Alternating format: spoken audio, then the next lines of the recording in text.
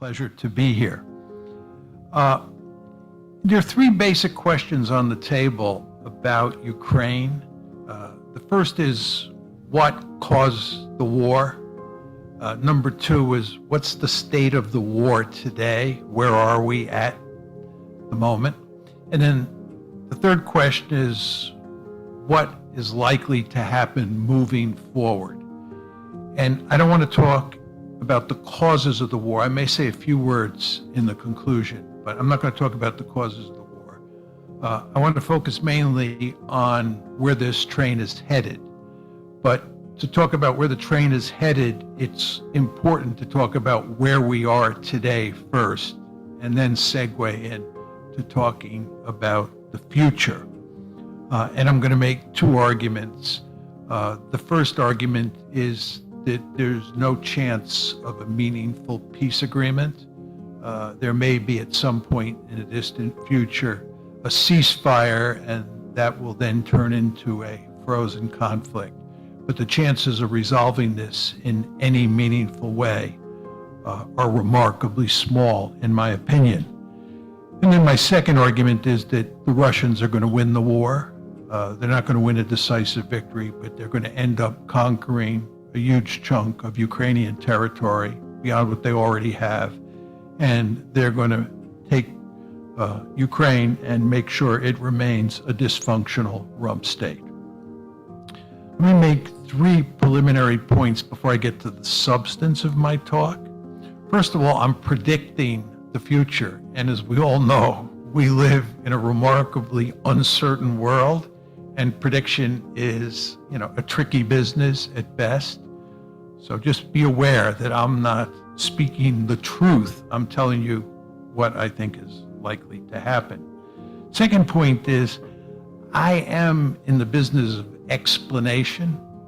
I'm not trying to justify the behavior of Putin or tell you what I hope happens. I'm simply going to tell you, based on a lot of experience thinking about these issues, what I think is going to happen. And then finally, you want to understand that I really need 4 hours, but John wouldn't give it to me. So I'm going to be quite cursory on a number of issues, and that'll leave plenty of opportunities for you folks to ask me questions, and I'll answer questions for as long as you want and John permits. Okay, so again, what I'm going to do is first focus on where we are today, right? And then I'm going to segue into talking about where this train is headed. With regard to where we are today, there are three main actors in the story. The United States or the West is one, Ukraine is two, and then on the other side you have the Russians. And what we have to talk about is the threat environment that each one of those actors faces and the goals of each one of those actors as things stand today. In other words, we want to look at Russia, the West, and Ukraine. Focus on what the threat environment is, what their goals are. And then finally, we want to say some words about what the situation is on the battlefield today. And that's the basic outline I want to take you through in talking about the present situation. First of all, with regard to Russia's threat environment, there's no question that the Russians believe that they face an existential threat from the West and from Ukraine working together against them. An existential threat in the sense that they believe that their survival is at stake. And I can unpack later, if people would like, what is meant by the term survival. But there's no question that Putin himself uses the phrase existential threat to talk about what the Russians are facing. Now, there are two layers to that existential threat. The first layer is the pre-war layer, and that one is all about the West's efforts. Here the United States was really in the driver's seat to make Ukraine a Western bulwark on Russia's border. And that strategy or policy, of course, included NATO expansion, EU expansion, and turning Ukraine into a pro-Western liberal democracy. Those three policies packaged together were all designed, again, to make Ukraine a Western bulwark on Russia's borders. The Russians made it unequivocally clear from 2008 forward that this was unacceptable and that it was not going to happen. And they made it clear that they would destroy Ukraine as a functioning society before they would let it happen. That's the first layer of the existential threat. The second layer of the existential threat comes into play after the war starts. Once the war starts, the United States has to stipulate what its goals are vis-a-vis Russia. And we have made it clear that our goal is to defeat the Russian military in Ukraine, to wreck its economy, and to, in effect, knock it out of the ranks of the great powers. There's also all sorts of rhetoric coming from the West and people in the administration, right, that make the argument that we should go beyond that and that we should pursue regime change. Then we should put Putin on trial. And there's even lots of talk these days about breaking apart Russia the way the Soviet Union broke apart in December 1991. This is the second layer of the existential threat. So there's no question that the Russians see themselves facing an existential threat. And I might add here that I have a number of friends who argue that the Russians are not facing an existential threat. My response to them is very simple. It doesn't matter whether you think they're facing an existential threat. The only thing that matters is whether they think they're facing an existential threat. And there the evidence is remarkably clear, in my opinion. So that's the threat environment for the Russians. Then the question is, what are their goals? Now, a lot of people think that the Russians are bent and have been bent since February 22nd, February 24th, 2022, in conquering all of Ukraine and in absorbing it into a greater Russia. The Russians have never been interested in that, and they're not going to try to do that. What the Russians are interested in doing is capturing a substantial portion of Ukraine and also making Ukraine a dysfunctional rump state. They have already formally annexed 4 oblasts plus the Crimea. And they have made it clear they have no intention of giving that territory up. I might add here that they don't control all 4 of those oblasts completely at this point in time. But those 4 oblasts plus Crimea make up 23% of Ukraine's territory. I also believe that they will take the 4 oblasts that are immediately to the west of those 4 oblasts. And this includes Odessa and Kharkiv. And once they do that, they will control 46% of Ukrainian territory. Dmitry Trenin, who is a well-known and well-plugged-in Russian strategist, argues that they will take those 8 oblasts plus Crimea, as I described it, but they will also take additional territory in the north of Ukraine that runs basically up to the part of Kiev that is on the eastern bank of the Dnieper River. Now, what will guide Russia's thinking in the conquest of this territory? First of all, there's the Donbass problem. The Russians have to make sure that they basically take and control all of the areas that have large numbers of ethnic Russians and Russian speakers. Because if they don't, they'll have the Donbass problem all over again. And you remember the Donbass problem from roughly 2014 to 2022, where you effectively had a civil war in that region between ethnic Ukrainians on one side and ethnic Russians and Russian speakers on the other. They don't want that to happen again. And the only way to prevent that from happening is to take all of the areas where you have large numbers of ethnic Russians and Russian speakers. And that's why I think for sure they'll take those other 4 oblasts to the west of the 4 they've already taken. That's the Donbass problem. Then there's the porcupine problem.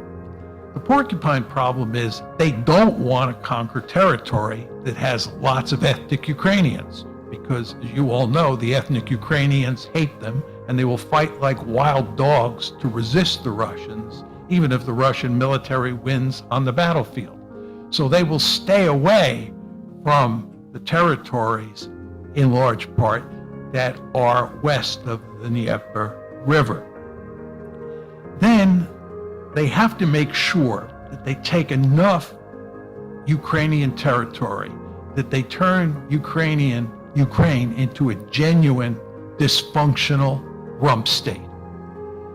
For example, it makes eminently good sense, so lots of Russians say, to take Odessa, because if they control Odessa in addition to all of what they now control, they basically control Ukraine's Black Sea coastline, and that will enable them to strangle the Ukrainian economy whenever they see fit. So my argument is they're going to take a lot more territory than they already have taken, if they can. And you want to understand that I have not said anything about the military dimension of this conflict. And it may be the case that they don't have the military capability to take all that territory. We'll discuss that later. But now my point is that in terms of the goals that the Russians have set for themselves, I believe, based on a series of articles and conversations with some Russians, that their interest is in taking a large chunk of Ukrainian territory and also turning Ukraine into a dysfunctional rump state and keeping it as a dysfunctional rump state. Now, what about the United States and the West? And when you talk about the West, the main focus is on the United States because the United States is the leader of the pack. But nevertheless, the Europeans do matter somewhat. I don't want to completely dismiss their influence. Let's talk first about the threat environment, as I did with the Russians, and then go to the goals. It's very interesting. Before 2014, this is when the crisis first broke out, you all remember, in February of 2014, February 22nd, 2014. Before that date, even though we were interested in expanding NATO eastward, there's no evidence in the public record that that was aimed at containing Russia. There's no evidence that we thought Russia was a serious threat before February 22nd, 2014. But of course, when the crisis broke out, we did a sudden turn, and all of a sudden, Russia became a really serious threat. And you all understand that the reason we did that was we did not want to blame ourselves for the outbreak of the crisis. We wanted to blame the Russians. So of course, Russia had to be a threat. Putin had to be an imperialist bent on creating a greater Russia. But that happened all of a sudden.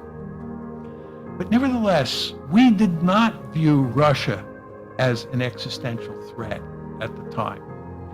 I think since the war has started, we have slowly but steadily worked ourselves in the West to the point where we now view Russia as an existential threat. I'm not completely sure that's correct, right? But that's my sense, that that's where we're at. In the Russian case, it's easy to make the case that they see what we're doing in the West with Ukraine as an existential threat. And I'll get to Ukraine in a second. It's easy to make the case that Ukraine sees what the Russians are doing as an existential threat, obviously, right? With regard to the West and with regard to the United States in particular, it's a trickier case, so be aware of that, and we can go over that issue in the Q&A if need be. But why do I say that? Well, first of all, if you look at the East Europeans, and here we're talking mainly about the Poles and the Baltic states, they clearly view Russia as an existential threat.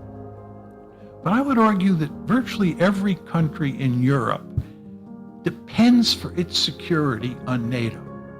This is not talked about much in the West, but the fact is that deep down, European leaders completely understand that NATO provides security for them. It's their security umbrella.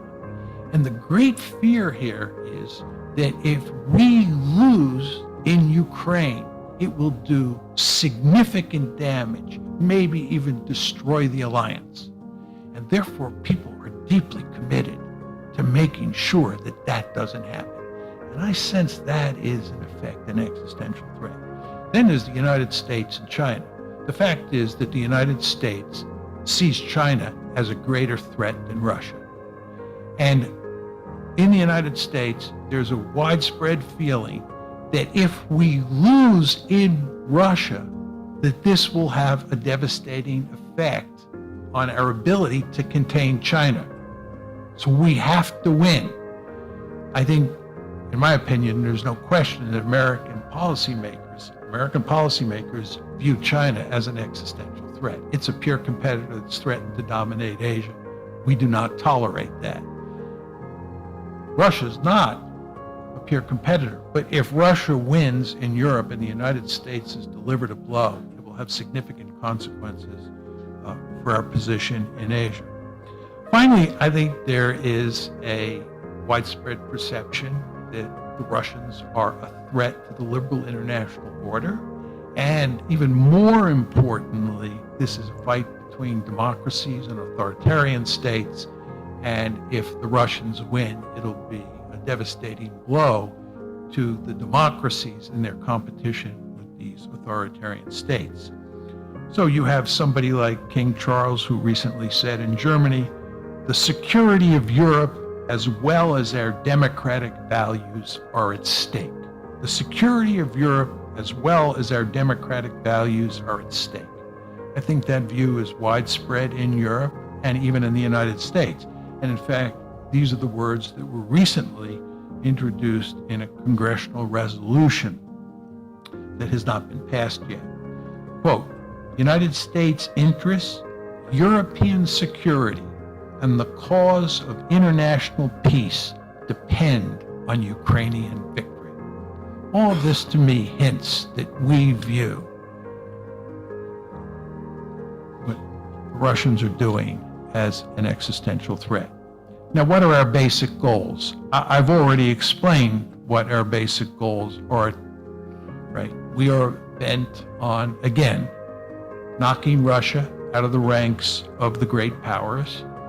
We're even talking again about regime change in Russia, putting Putin on trial, and maybe breaking apart Russia the way the Soviet Union was broken apart in the early 1990s. So our goals are remarkably ambitious. And by the way, they're consistent with the claim that I made a minute ago that we view Russia as an existential threat. If you look at what we're doing, it fits neatly with the claim that Russia is an existential threat or something very close to that. Furthermore, it's very important to emphasize that we remain firmly committed to bringing Ukraine into NATO. And of course, this is an absolute no-no for the Russians. Let me say a few words about the Ukrainians now. Their threat environment. They view the Russians as an existential threat. This is really a no-brainer. Given what the Russians are doing in Ukraine, it's clear that Ukrainians think they are facing an existential threat. And with regard to Ukraine's goals are basically the same as our goals. The Ukrainians have a deep-seated interest in seeing Russia knocked out of the ranks of the great powers. To put it in General Austin's words, the Ukrainians have a deep-seated interest in making sure that Russia never again has the power to invade another country. So the Ukrainians are with us in terms of what the basic goals are. So I think basically what you have here is a situation where both Russia and Ukraine clearly view the other side as an existential threat, and where I believe the West, including the United States, view Russia as an existential threat. Now, let me say a few words about the battlefield. It's very important to understand that this is a war of attrition. The basic goal of each side is to bleed the other side white. This is not a war of maneuver. There are no blitzkriegs here. This is Joe Frazier and Muhammad Ali standing toe-to-toe and beating the hell out of each other. This is a battle like World War I, fights at Verdun, at the Somme, and so forth and so on. It's a classic war of attrition. I think in 2002, for most of that year, I think the Ukrainians had the upper hand. And as you remember, in the late summer of 2022 and also in the early fall of 2022, the Ukrainians scored victories in terms of capturing territory in Kharkiv and in Kherson. And as you know, the Ukrainians were, at the end of last year, at the end of 2022, thought by many to be in a position where they could actually win the war, because 2022 was a good year.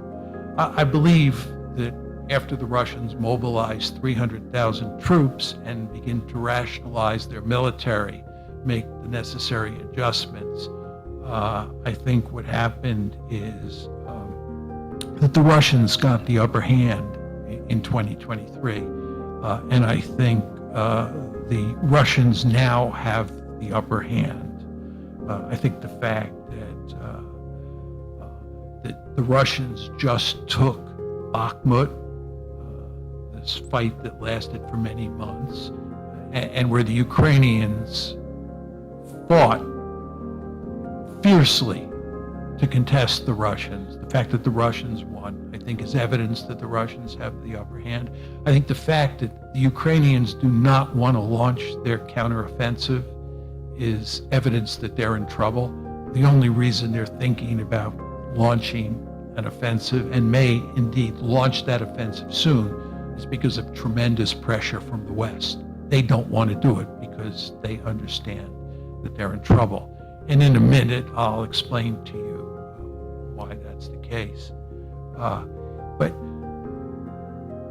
despite the fact that I think the Russians have the wind at their back in 2023, in contrast to 2022, I don't think one could argue at this point in time the Russians have won the war in any meaningful way. So I just want to be clear, that's not my argument.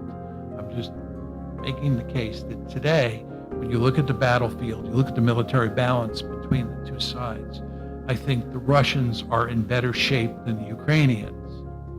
And I think, again, the Ukrainians were in better shape for most of 2022. All right, so let's shift gears now and talk about where we're headed.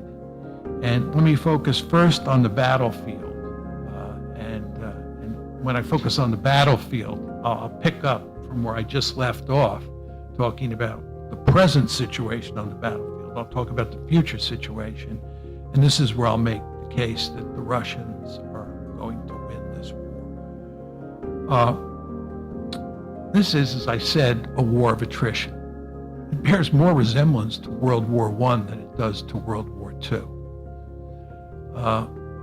And who wins a war of attrition is a function of three factors: the balance of resolve, the population size of the adversaries, and the amount of artillery that each side has. It's very important to understand that artillery is the main weapon when you're fighting a war of attrition. When I was in the Army, and then when I went to West Point, it was impressed upon us that artillery is the king of battle. And when you get into a fight like the Ukrainians and the Russians are now engaged in, the casualty exchange ratio is largely a function of the artillery on each side. So you want to ask yourself, as we think about this conflict, what does the balance of resolve look like? What do the population figures look like? And what does the balance of artillery look like? Because the balance of artillery tells you a great deal about casualty exchange ratios, which obviously matter greatly in a war like this. All right, start with resolve. In terms of resolve, I don't think there's any meaningful difference. Obviously, the Ukrainians are resolved to win this one and to get back their territory. Completely understandable.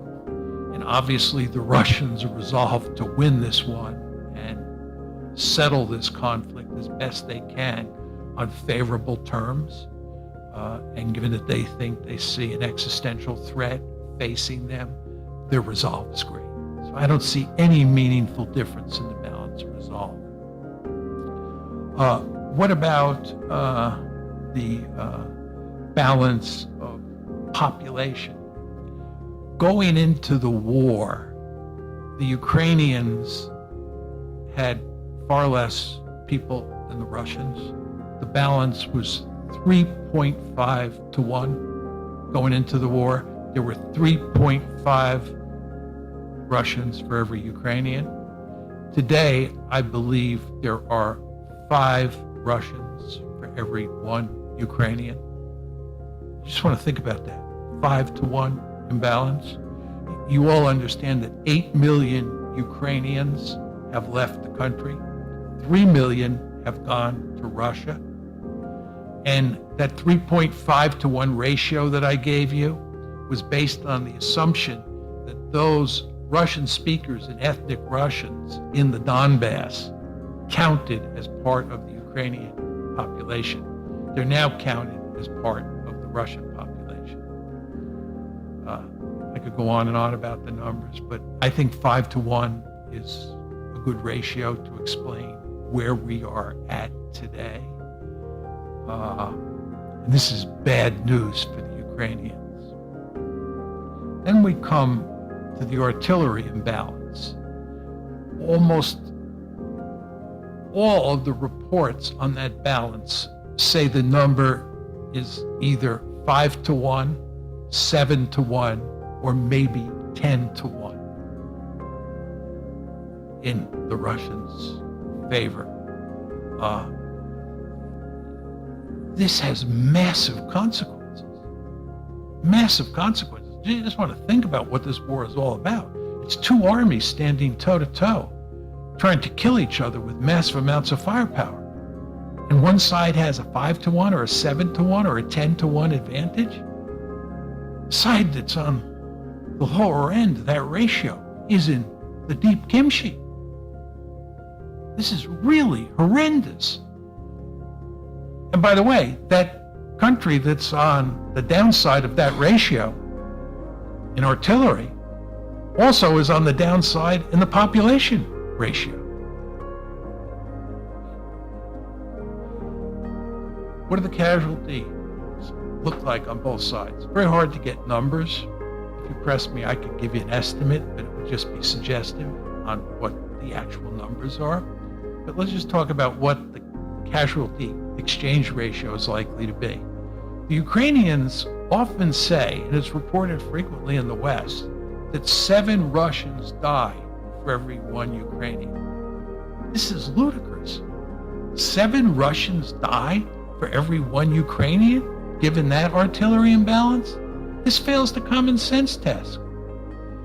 I think that the exchange ratio is more like 2 to 1.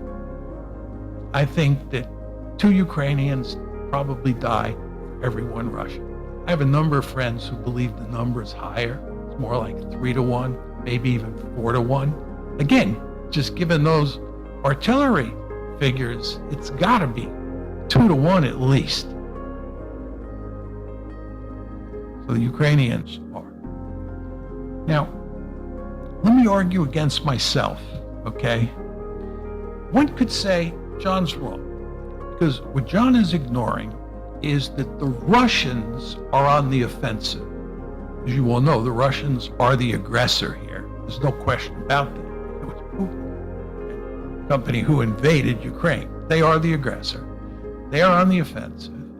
And as you know, offenders usually suffer 3 casualties for every 1 casualty that the defender suffers. This is the famous 3-to-1 rule of thumb. You need 3 attackers, you actually need more than 3 attackers, right, to overcome 1 defender on the battlefield, because the offender is out in the open and is exposed to fire, whereas the defender is down in a foxhole or down in a trench and is protected somewhat, okay?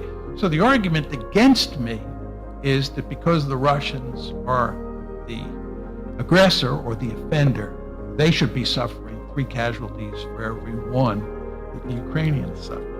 There's 3 problems with this argument. The first is that the Ukrainians have been on the offense almost as much as the Russians have been. As I said to you before, 2022 was a very good year for the Ukrainians because they launched offensives in Kharkiv and Kherson. And they were launching other offensives of a smaller nature in other places. People were talking about the Ukrainians' ability to engage in maneuver warfare. Okay? So if you look at the course of the war since February 24th, 2022, it's very difficult to make the argument that the Russians have been on the offensive more than the Ukrainians have been on the offensive. It looks like a wash to me. Another problem with this is if you look at the actual battles, places like Bakhmut, sorted other places where the Russians and Ukrainians have really duked it out, what you discover is that the defender often counterattacks. And what that means is that the defender goes on the offense. So I spent a lot of time way back when studying Civil War battles and studying World War I battles. If you look at those battles and you look at who is the attacker and who is the defender, in some cases, this is true of Verdun, the offender actually suffers less casualties than the defender, right? And that's because the defender goes on the offense for defensive purposes, and the offender becomes the defender, and then the offender goes back on the offense, right? So you have this back and forth. Look at Civil War battles. You look at the 12 biggest Civil War battles. The casualty exchange ratios, regardless of who initiated the campaign, are basically 1-to-1 in a good number of those cases. It's really quite interesting. So it's very hard to say that in the battles that have been fought in Ukraine, that the Russians have been the attackers. And they therefore have suffered much greater casualties. Because even if they were initially the attackers, they morphed into defenders at different points, then went back to being offenders, and the same basic process was taking place on the Ukrainian side. And the end result is it's a wash. Third argument you want to keep in mind is that in the Western media, you see constant references to the Russians launching mindless frontal assaults or frontal attacks. Think of World War I, everybody getting up out of the trenches, charging across an open field and getting mowed down. And this is the picture that the media wants to give you of what the Ukrainians are facing when the Russians come at them. And of course, they're just mowing them down. And this is why there are 7 Russians dying for every 1 Ukrainian. This is a myth. It's just simply not true, right? This is not to say the Russians haven't launched a few frontal attacks here and there. But it's very clear from the news reports that the Russians have become much more sophisticated. And they're using their infantry in small packets to basically smoke out figure out where Ukrainian forces are and then pouring huge amounts of artillery on those forces. They're not engaging in frontal assaults. And amazingly, 10 minutes before I came down, I was looking at my iPhone, and the latest issue of The Economist came across. And this is one of the lead stories. Russia's tactics are improving, but Ukraine can still win. Russia's tactics are improving, but Ukraine can still win.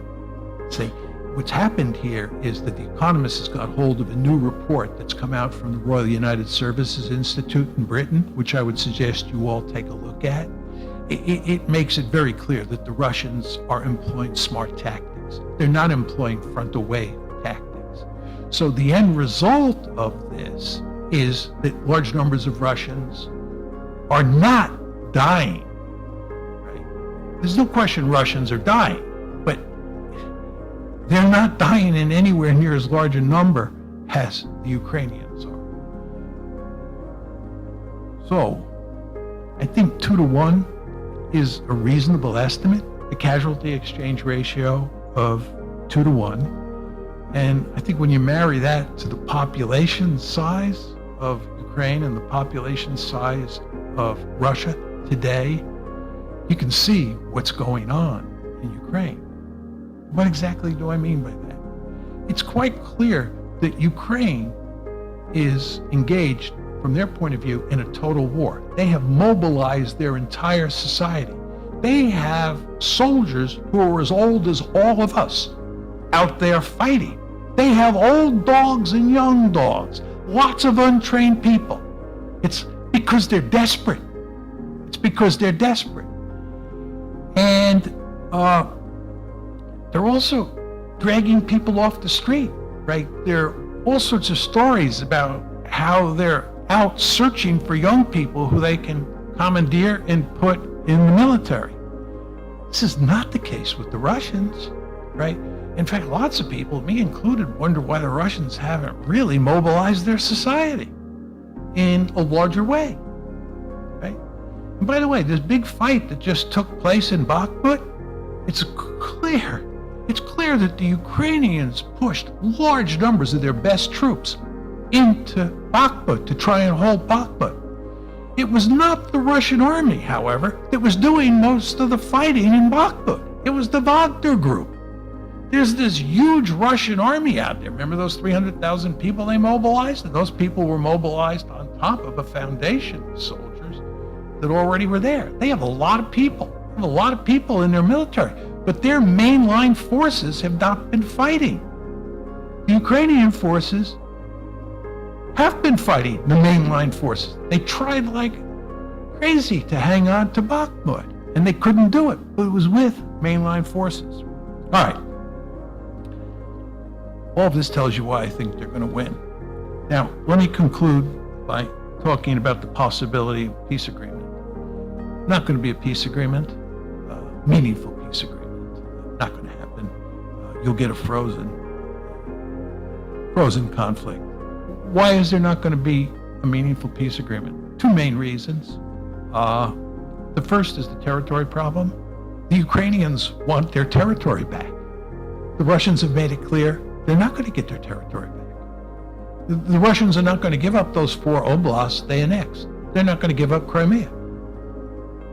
And the Ukrainians insist on getting that back. Zelensky told Xi exactly this. There'll be no peace agreement until we get all our territory back. And the Russians are going to end up taking more territory. And they're not going to give that back either. How do you square that circle? Second big problem is the neutrality problem. The Russians insist that Ukraine be neutral. They've insisted this from the beginning, and their argument is if Ukraine can't be neutral, they're going to wreck it. They're going to wreck it to keep it out of NATO, or if it's in NATO, it'll be ineffective because it's wrecked. Right?